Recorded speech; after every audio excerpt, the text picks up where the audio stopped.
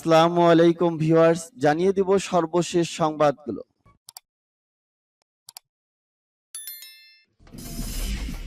সংবাদের শুরুতেই জানিয়ে দিব সংবাদ শিরোনাম। ইউক্রেনকে মানচিত্র থেকে মুছে ফেলতে পারবে না রাশিয়া। ইরানে বিক্ষোভের মূল হোতাদের কঠোর শাস্তির নির্দেশ প্রধান বিচারপতি। নিরপেক্ষতা বজায় রেখেছে পাকিস্তান, আত্মসমর্পণ করেছে ভারত। গোটা ফিলিস্তিন মুক্ত না হওয়া পর্যন্ত সশস্ত্র প্রতিরোধ চলবে বললেন হামাস। এবং জানিয়ে দিব সর্বশেষ শিরোনাম। তেল ইস্যুই সৌদি আরব এবং আমেরিকার মধ্যে উত্তেজনার মূল কারণ। এতক্ষণ শুনছিলেন সংবাদ শিরোনাম, এখন শুনবেন সংবাদের বিস্তারিত। তো বন্ধুদের কাছে রিকোয়েস্ট রইল, এই ভিডিওতে একটা লাইক দিবেন, আর ভালো লাগলে অবশ্যই বন্ধুদের মাঝে শেয়ার করে দিবেন। ইউক্রেনকে মানচিত্র থেকে মুছে ফেলতে পারবে না রাশিয়া। রাশিয়া মানচিত্র থেকে একটি সার্বভৌম রাষ্ট্রকে মুছে ফেলতে পারবে না বলে মন্তব্য করেছেন মার্কিন প্রেসিডেন্ট জো বাইডেন।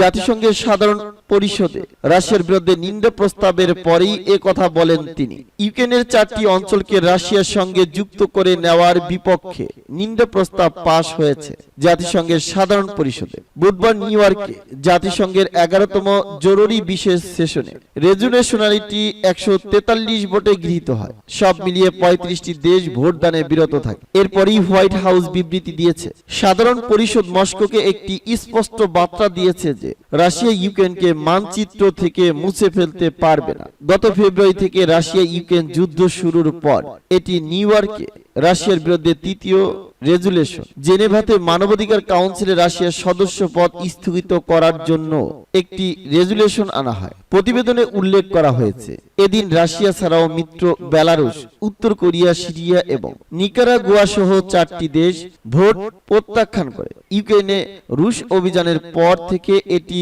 দেশটির বিরুদ্ধে সর্বোচ্চ সংখ্যক ভোট পড়ে। বিশ্ব নেতাদের বক্তব্য ছিল, তারা কখনো ইউক্রেনের অধিকৃত অঞ্চলগুলোকে রাশিয়ার সঙ্গে সংযুক্তির স্বীকৃতি দেবে না। এদিকে রাশিয়ার ক্ষেপণাস্ত্র হামলার পর ইউক্রেনকে নতুন আকাশ প্রতিরক্ষা ব্যবস্থা দেওয়ার ঘোষণা দিয়েছে ইউক্রেনের মিত্র দেশগুলো। বুধবার ব্রাসেলসে ন্যাটো সদর দপ্তরে এক বৈঠকে অতি দ্রুত এই অস্ত্র সরবরাহের তাগিদ দেওয়া হয়েছে।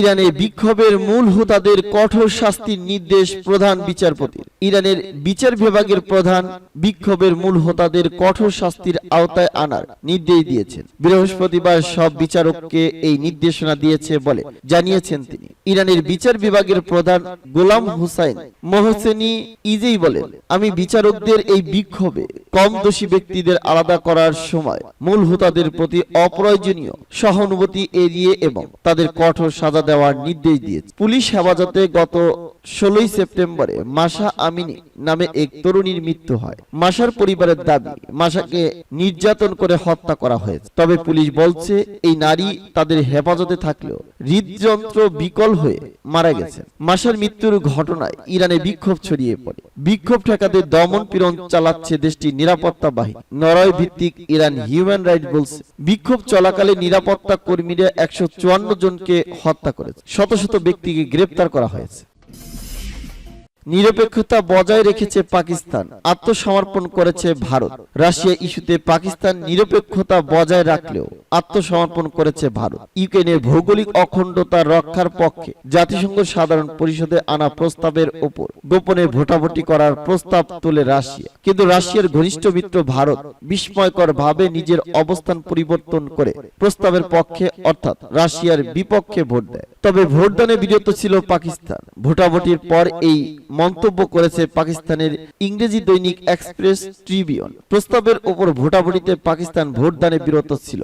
সোমবার রাতে ওই ভোটাভুটি হয়। রাশিয়ার রাষ্ট্রদূত ভ্যাসিলি নেবেনজিয়া গোপনে ব্যালটে ভোটাভুটির ব্যবস্থা করার প্রস্তাব দেন, তবে তার এই প্রস্তাব প্রত্যাখ্যান করে সাধারণ পরিষদ। নেবেনজিয়া বলেছিলেন, মার্কিন চাপের কারণে অনেক দেশ প্রকাশ্যে তাদের মত ব্যক্ত করতে পারবে না। রাশিয়ার প্রস্তাবের বিরুদ্ধে ভোট দেয় মোট 160টি দেশ। 13টি দেশ প্রস্তাবের পক্ষে ভোট দেয় আর 39টি দেশ ভোটদানে বিরত ছিল। গোটা ফিলিস্তিন মুক্ত না হওয়া পর্যন্ত সশস্ত্র প্রতিরোধ চলবে, বললেন হামাস।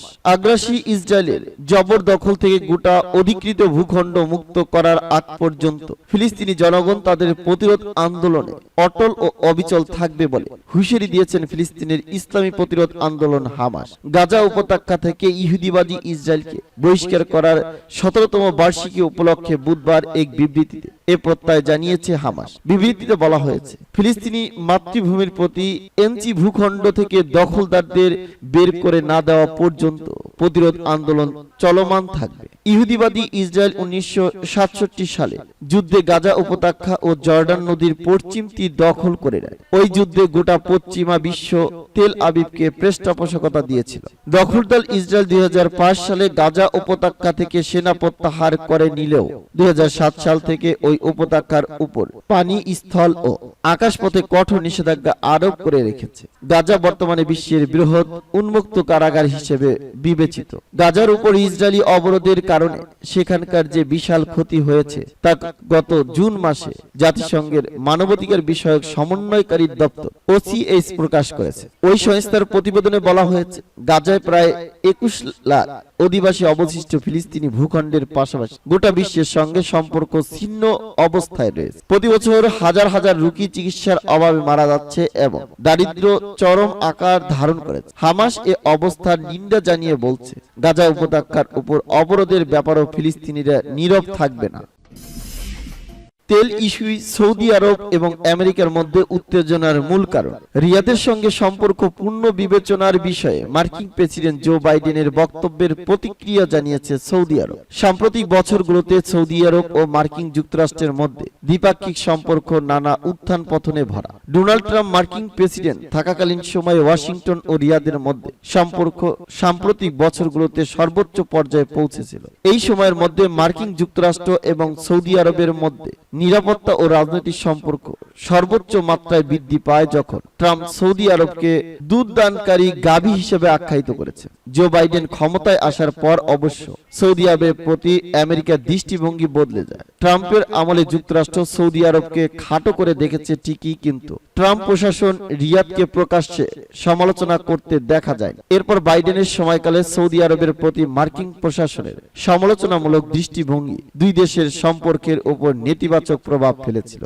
সৌদি আরব এবং বিশেষ করে মোহাম্মদ বিন সালমানের বিরুদ্ধে আমেরিকার সমালোচনার কেন্দ্রবিন্দু ছিল সে দেশের মানবাধিকার ইস্যু। যাই হোক, এক পর্যায়ে রিয়াদের প্রতি ওয়াশিংটনের এই সমালোচনামূলক দৃষ্টিভঙ্গি ক্রমাগত হ্রাস পেতে থাকে। তবে সৌদি আরবের প্রতি বর্তমান মার্কিন প্রশাসনের বিশ্বাসের পরিবর্তন হয়েছে রিয়াদ থেকে ওয়াশিংটনের তেলের প্রয়োজনীয়তা থেকেই, অন্য কোনো কারণ নয়। প্রকৃতপক্ষ রিয়াদের প্রতি ওয়াশিংটনের দৃষ্টিভঙ্গির পরিবর্তনের কারণ ছিল ইউক্রেনের বিরুদ্ধে রাশিয়ার যুদ্ধ এবং বিশ্ববাজারে তেলের সংকট নিয়ে। বিশ্ববাজারে তেল জাতীয় পণ্যের দাম বৃদ্ধি পেয়ে থাকায় তা জো বাইডেন প্রশাসনের মাথা ব্যথার কারণ হয়ে দাঁড়ায়। আর এই কৌশল প্রয়োজনের প্রতি মনোযোগ দিয়ে জো বাইডেন সৌদি আরব ভ্রমণ করেন এবং দেশটির রাজা এবং যুবরাজ সালমানের সঙ্গে দেখা করেন। কিন্তু সেই বৈঠক থেকে কাঙ্ক্ষিত কোনো ফলাফল বের করে আনতে পারেননি প্রেসিডেন্ট জো বাইডেন। মূলত দুই দেশের সম্পর্কের সাম্প্রতিক উত্তেজনা ও কথাবার্তা কয়েক মাস আগে জো বাইডেনের সৌদি আরব সফরে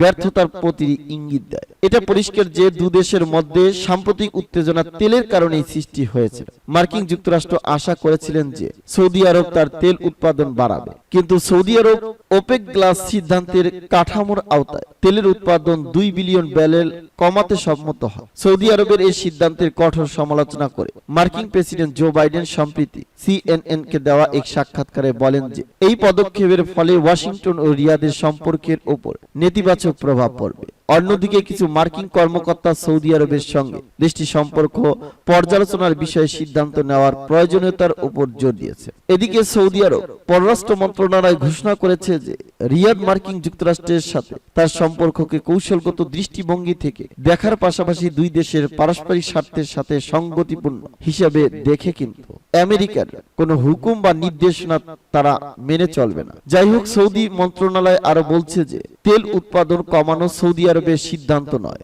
বরং তা ওপেক প্লাসের সিদ্ধান্ত। আর ওপেকের এই সিদ্ধান্ত এ সংস্থার সকল সদস্য দেশের ঐক্যমতের ভিত্তিতে নেওয়া হয়েছে, কোনো একক দেশের মাধ্যমে নয়।